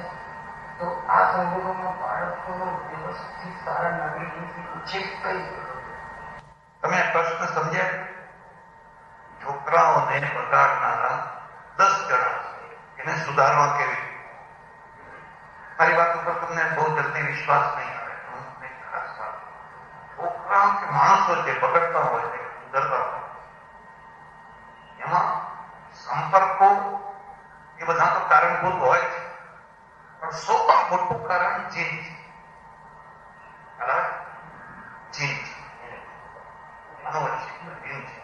કબીર છે. કબીર તો કસાઈઓના વચ્ચે રહે. કબીરા તેરી ઝોપડી ગલકટ્ટો કે પાસ કરેગા તો પાએગા તું ક્યું ફિરે. અને ગાંધીજીનો દીકરો હરિદાસ, ગાંધીજી કોઈ કવિ લખે છે, હરિદાસ ગાંધીજી દુઃખી એને ધર્માંતર કરીને બધું ઘણું બધું. એટલે છોકરાઓનો બગાડ અથવા સુધાર છે, એમાં એક સૌથી મહત્વનો ભાગ ભજવનારું તત્વ છે એ જીત છે. જો આ વાત સાચી હોય ને તમને સાચી લાગતી હોય, હું એમ માનું છું, તમારી ગાયમાં જુઓ, તમારા કૂતરામાં જુઓ, તમારા ઘોડામાં જુઓ, તમે આજુબાજુના જે પ્રાણીઓ બધામાં જુઓ, એનું જીત બહુ મહત્વનું કામ કરે. તો આ વાત તમને સાચી લાગતી હોય તો હવે વર કે કન્યા સારા જીવવા, પછી એને ગમે તેવું ગમે તેને પૈસાના કારણે એવી આ જીન છે ને એ કૂદકો મારે. તમારું જીન સીધું બાળકમાં ના, 5મી પેઢીમાં, 7મી પેઢીમાં, 4થી પેઢીમાં. ખાસ કરીને જવું હોય તો જોજો, એની આંખ ત્રાસી છે, એનો છોકરો દીવો નહીં થાય, પણ બીજી 4થી પેઢીને એવો થશે, એનું મગજ થોડું એ છે, પહેલી પેઢી નહીં થાય, બીજી 4થી પેઢીમાં કદાચ કૂદકો મારી નાખે. એટલે આ એક મહત્વનું કારણ છે. હવે સંપર્કથી જે તમારું છોકરું ગાળો બોલતા શીખ્યું એ કોઈ જીદના કારણે નથી શીખ્યું. એ સંપર્ક એ બધા જ ગાળો બોલે. અને એટલે મારી તમને સલાહ છે કે ભાઈ વધારે ભાડું ખર્ચીને પણ સારા મહોલ્લામાં રહે. અને થોડું ભાડું વધારે ખર્ચવું પડે, દુઃખી થવું પડે, નાનો મકાન પડે, મહોલ્લો સારો રહે, પડોશી સારા હોય. અને એવી જ રીતે તમારી સ્કૂલ હોય, આચાર્યો હોય, અને ઘરમાં ધાર્મિક વાતાવરણ, મારા ઘરમાં કોઈ પાઠ ગુજરાતીઓ કંઈ થતું હોય તો એના માધ્યમથી એને રામની કથા, કૃષ્ણની કથા, ફલાની કથા, એ બધા એના આદર્શો બચપણમાં એના મગજમાં બેઠા હોય તો એ એને સારો બનાવવાનો પ્રયત્ન કરે. આટલું બધું કર્યા પછી પણ કોઈ ગેરંટી નહીં, ક્યારે ડ્રગ ઉપર ચડી જાય. ડ્રગ છે ને એ નથી, સંપર્ક. અમેરિકામાં મોટો ત્રાસ છે અને અહીંયા થવા એટલી શક્ય હોય કાળજી રાખવાની, પછી ભગવાન અંતે તો ઘણું બધું ભગવાન ઉપર જ કરવું પડે. આપણા હાથ ટૂંકા છે, બહુ લાંબા નથી, છતાં જેટલા છે એટલો પ્રયત્ન કરે. નેતાઓ રાજધર્મ ભૂલ્યા છે કે નહીં તે કોણ નક્કી કરે, અને જો ભૂલી ગયા હોય તો શું કરવું જોઈએ? વોટ નહીં આપે.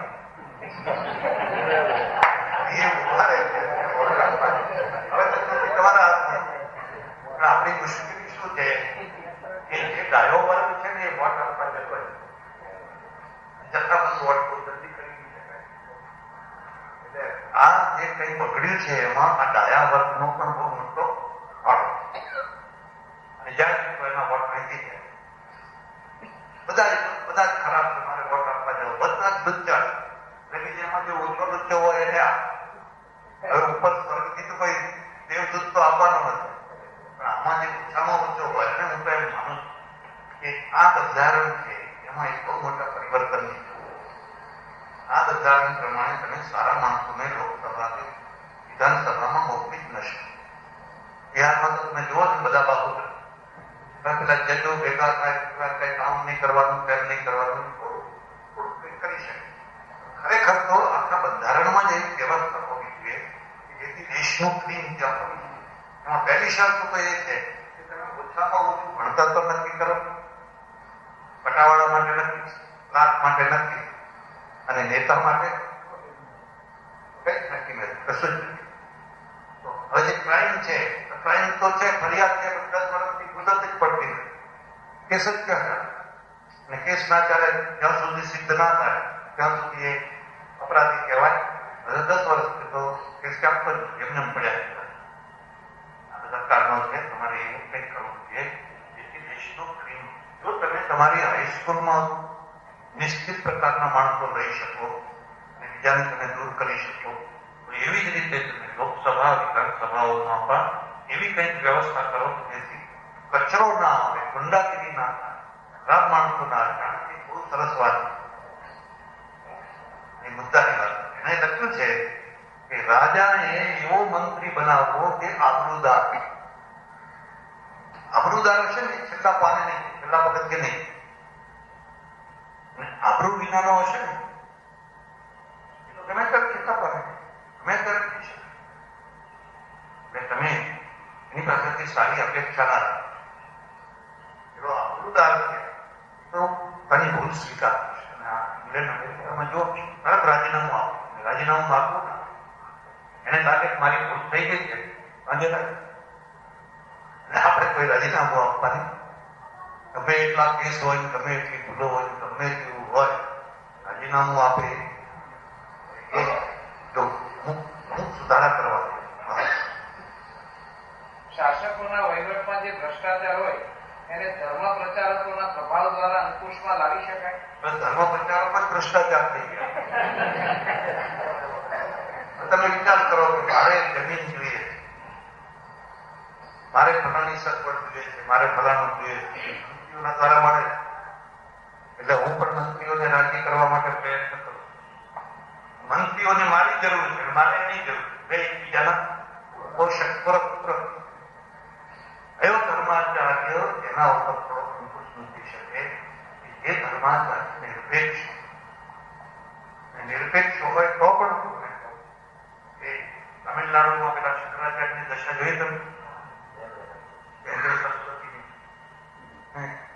કુંડમાં હતા એવા કુંડમાં તો બિહારમાં કેટલાય લોકો હશે, બીજા ઘણા લોકો હશે. એક રાજનેતા કિન્નાખોરી રાખી અને એની જે દુર્દશા કરી શકે, બહુ મોટી દુર્દશા કરી છે. બીજી તરફ છે પ્રજાએ સાથના કોઈ હડતાલ ના પડે, કશું ના થયું, કઈ એવો એ ભોગવ્યું. એટલે પ્રજામાં પણ દોષ છે અને ધર્મના ગુરુ પાસે બહુ અપેક્ષા રાખી ના છે. એ ખોટી વાત.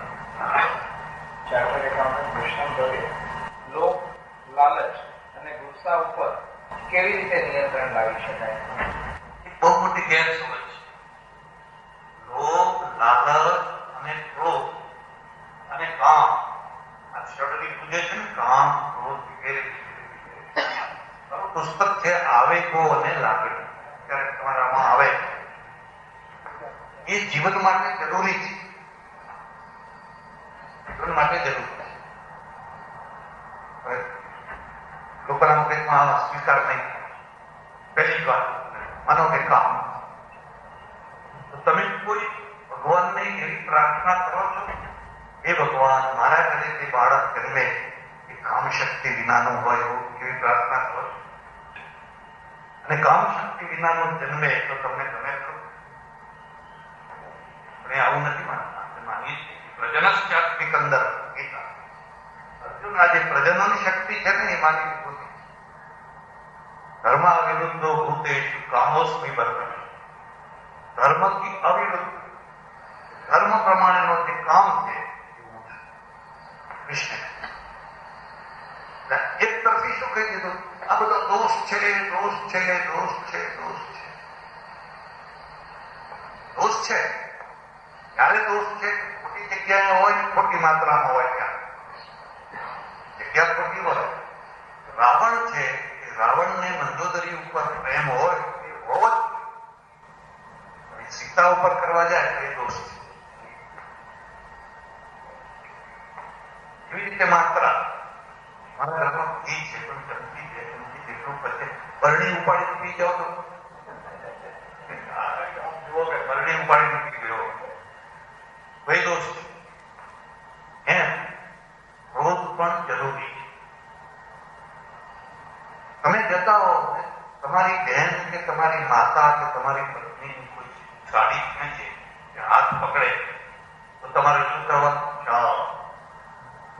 હા ભાઈ આવું ના કરાય. એ જરૂરી છે. અને મન્યુ કહ્યું, શાસ્ત્રકારોએ એનું નામ પાડ્યું છે મન્યુ. એ જો તમારામાં ના હોય તો તમે નમાલાથી, તમે કોઈ શાંતિ પ્રેમી નથી, તમે નમાલા તમારામાં હોવું. એ તો પ્રતિકાર કરે. હિન્દુ પ્રજા આજે તો નમાલી થઈ ગઈ. નમાલી થવાનું કારણ એક આ. એવી રીતે લોભ પણ જરૂરી.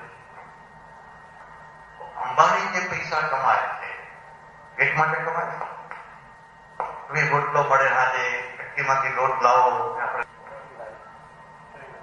આવતીકાલે 3:30 થી 5 નો સમય પ્રશ્નોત્તરી માટે ફાળો છું. 3 થી 5 ના બદલે 3:30 થી 5 અડધો કલાક મોડું શરૂ થશે.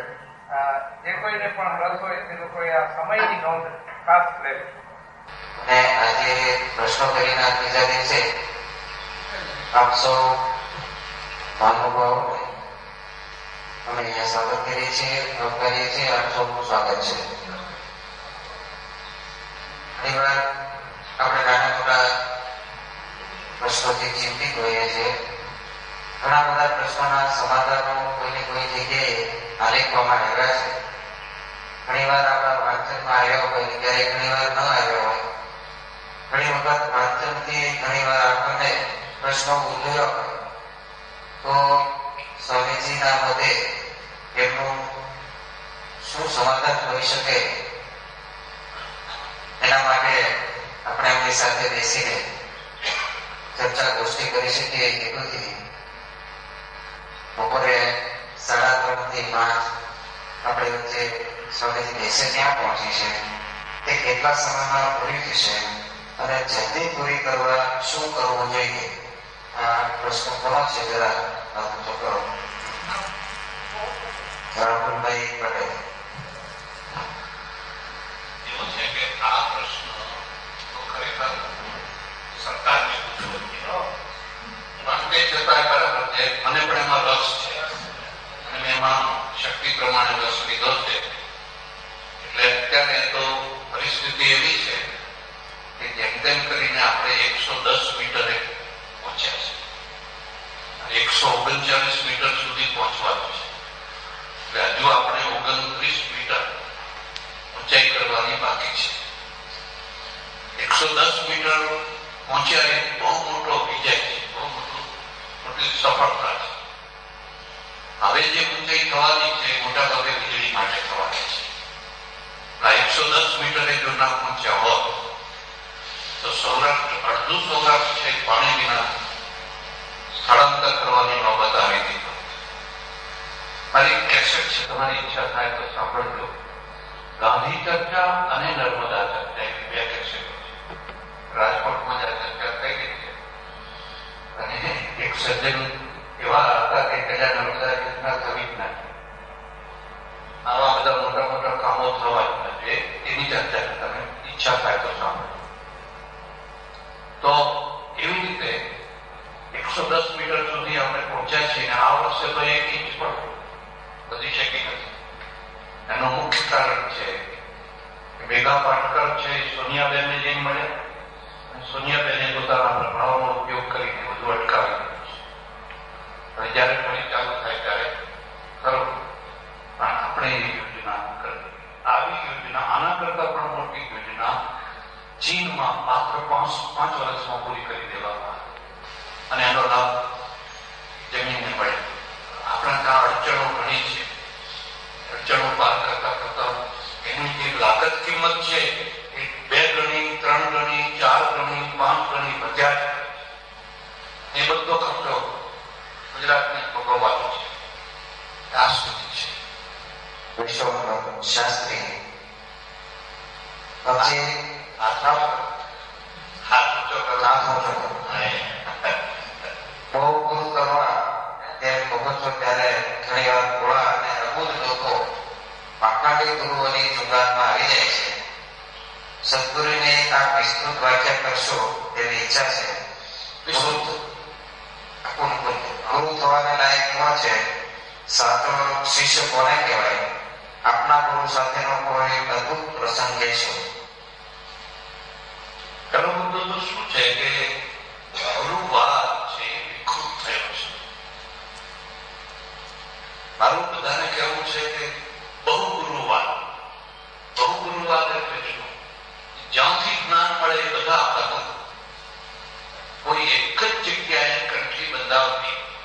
જગ્યાએ ચોટી બાંધી દેવી એ બરાબર નથી. અને ગુરુ તરીકે તમે કોઈને સ્વીકાર કરો, ભલે કરો, એની ના, પણ એનો અર્થ નથી કે તમે સર્વતો ભાવે ને પછી એના પગલે પગલે જેમ કે એમ જ ચાલ્યા કરો. એ બરાબર નથી. એટલે બહુ ગુરુ વાત છે એ સારું. ગુરુજીની તો વાત શું કરું, એ તો બહુ ત્યાગી હતા. અને હું એમ કહું, એમની આજ્ઞાના કારણે હું બે શબ્દો ભણી શક્યો. તો મારી બહુ ભણવાની ઈચ્છા. એમણે ગુરુ દક્ષિણામાં માગેલું, હું કહું ત્યારે સુધી ભણ્યા હતા. એ નિમિત્તે હું 12 વર્ષ કાશીમાં રહીને થોડું ઘણું ભણી શક્યો. એટલે એમના તો એટલા ઉપકાર